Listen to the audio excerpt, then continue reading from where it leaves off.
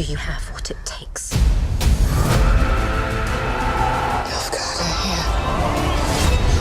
here. She's why they came. You can't outrun destiny just because you're terrified of it. It's coming. Find Geralt of Rivia. I can't do this without you. No matter what you choose, you'll come out bloody.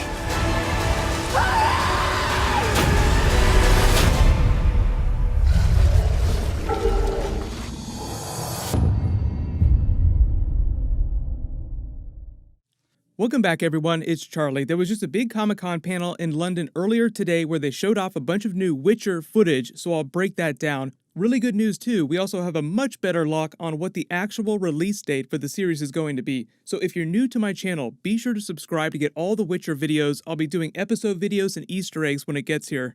We'll find some cool Witcher-themed giveaway to do for merch or something for the Witcher episode videos that I'll do. So at London MCM Comic-Con, they screened a couple new Witcher clips that they have not released publicly yet. So the first clip shows Yennefer eulogizing a dead baby. We know she'll try to save the baby and her mother, Queen Calis of Lyria, that she's been traveling with. That's what this scene from the last trailer is for, with all these dead bodies in the circle around this wagon. They've been traveling in a wagon together. They get attacked by an unknown mage. We see them teleport across a bunch of different destinations, but Yennefer is unsuccessful in evading the sorcerer. It's actually what this fight is here, with her in this desert-looking background behind her. She's fighting the mage that's coming for Queen Calis and her baby. All of Yennefer's efforts are in vain, as both Queen Calis and her baby don't survive the encounter. Then in the sky, a bird starts circling around the two of them, the two sorcerers, as they're having their gunslinger standoff moment, and the scene cuts to Yennefer sitting at a beach wearing her black outfit with her hair all messed up from the fight. As the camera cuts to the actual dead baby itself, she looks up at the bird and says, "Which one of us are you here for?"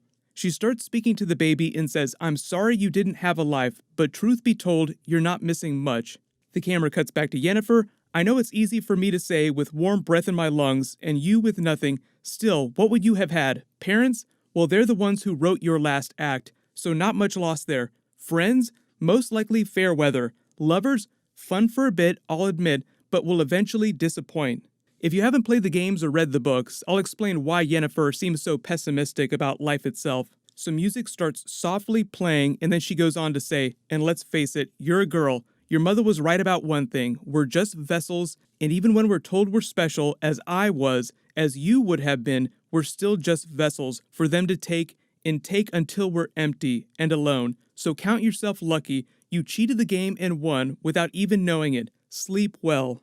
The music swells up, and then she starts to bury the baby, and the scene cuts out to another scene, completely different scene, of Ciri meeting a character named Dara, who is not a book character. This scene comes before Ciri winds up with the Dryads in Brokilon after she's trying to escape Sintra. So the timeline of the books is going to be a little bit different from the timeline of the show because they condensed a bunch of stuff. The way that Freya Allen described this character at the Comic-Con panel, because he's not an original book character, is that he's this main source for her different perspective and viewpoint and vital to keeping her going early on. They make a good team, but they're from completely different backgrounds, and it just meant to sort of get her ready for her encounter with Geralt, because they're also kind of at odds when they first run into each other until Geralt realizes how important she is. So they're using it as a way to introduce non-book readers to Ciri, because you learn a lot more about her character during these scenes, what her personality is like before you get all the Geralt scenes. So that when they're together and when she's with the Dryads, you don't have to spend all this extra time explaining who her character is. But it picks up with Ciri in the snowy forest scene here. We actually seen shots of this that they've released recently.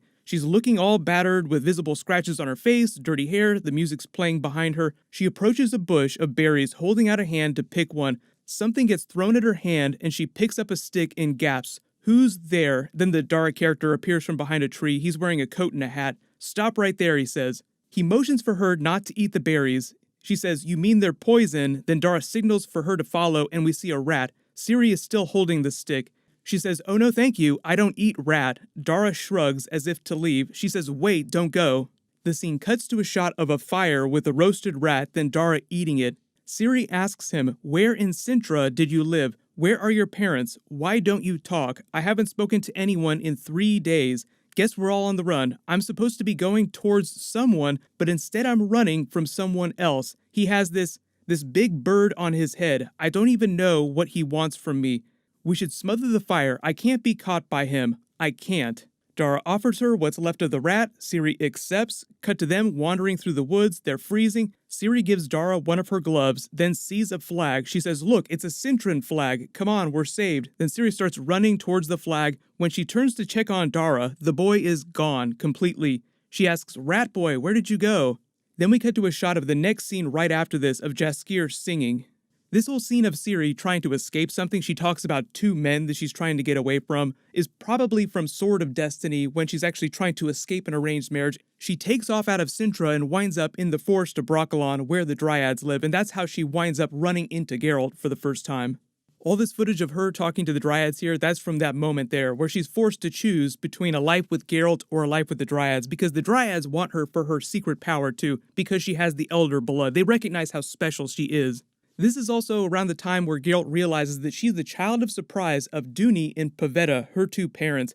Duny actually shows up in the trailer. He's the one with the head that looks kind of like a hedgehog and all these big fight scenes in the throne room in Cintra, so these might be in flashbacks. It's not really clear how they're going to deal with flashbacks or how linear the story is going to be told, because a lot of the material from The Last Wish and Sword of Destiny, the first two books of short stories that Season 1 is going to borrow from, take place in a bunch of different times, like they jump around in time as Geralt is remembering these events.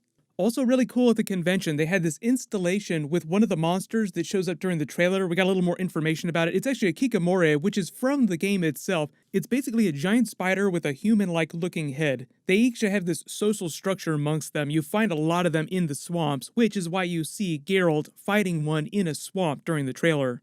The scene of Yennefer also kind of tees up the idea that she and Geralt eventually become the mother and father figures to Ciri. She eventually gives all of her motherly love to Ciri once they're all together.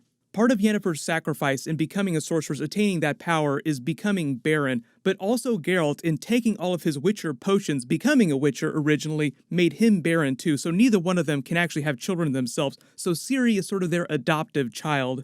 We also haven't gotten any scenes of Yennefer actually meeting Geralt for the first time, but they did say that they would sort of come together on parallel storylines by the end of the first season. That's the story of The Last Wish. It actually involves a genie of all things. You have to imagine that there's all kinds of different magical creatures in the world of the Witcher books. Dandelion and Geralt are fishing. Dandelion pulls a jar out of the stream, realizes there's a genie in it, and unwittingly releases it. The genie attacks him. Geralt goes to the nearest town to get help for him, and Yennefer just happens to be there. She agrees to help them, but decides that she wants the genie's wish for herself. While she's busy fighting the genie, trying to contain him, the town starts being destroyed. Geralt realizes the genie's too powerful for her, goes to help her, and tries to persuade her to let it go, because she wants his wish so badly. But then Geralt realizes that he's holding the jar to seal the genie, and knows that he's the one really controlling him, so he uses his final wish to save Yennefer and bind their fates together forever. So the title of the book and the short story, The Last Wish, is the story of how their fates became intertwined. He uses the genie's last wish to save her. Since we haven't seen the episodes yet, we don't know exactly how faithful these moments are going to be to the book moments, but the showrunner did say that they sort of rearranged a couple things to make the story a little more linear and easier to follow. Because like I said, most of these early short stories just jump around all over the place in time and aren't really that connected. As for the actual release date, there was a contest at MCM Comic-Con and a banner that seemingly confirmed the leak from earlier this year. Earlier this year, the Netflix Netherlands Twitter account accidentally posted the release date of a bunch of different titles in December. It listed The Witcher was coming out the week of December 17th, the week right before Christmas, but then Netflix came out and said, no, this isn't accurate. Months went by without any updates. Then just this weekend at London MCM Comic-Con, there's a banner for a contest to win tickets to The Witcher premiere, and guess what day it's on? So it seemingly confirms that leak that it's going to be dropping that week.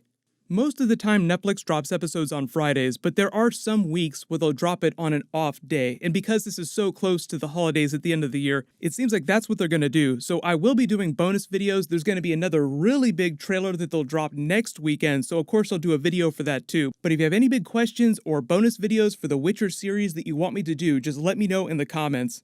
Everyone, click here for my Easter eggs from that last big Witcher trailer, and click here for all my Easter eggs from the new Star Wars Episode 9 Rise of Skywalker trailer. Thank you so much for watching. Everybody stay awesome. I'll see you guys tonight.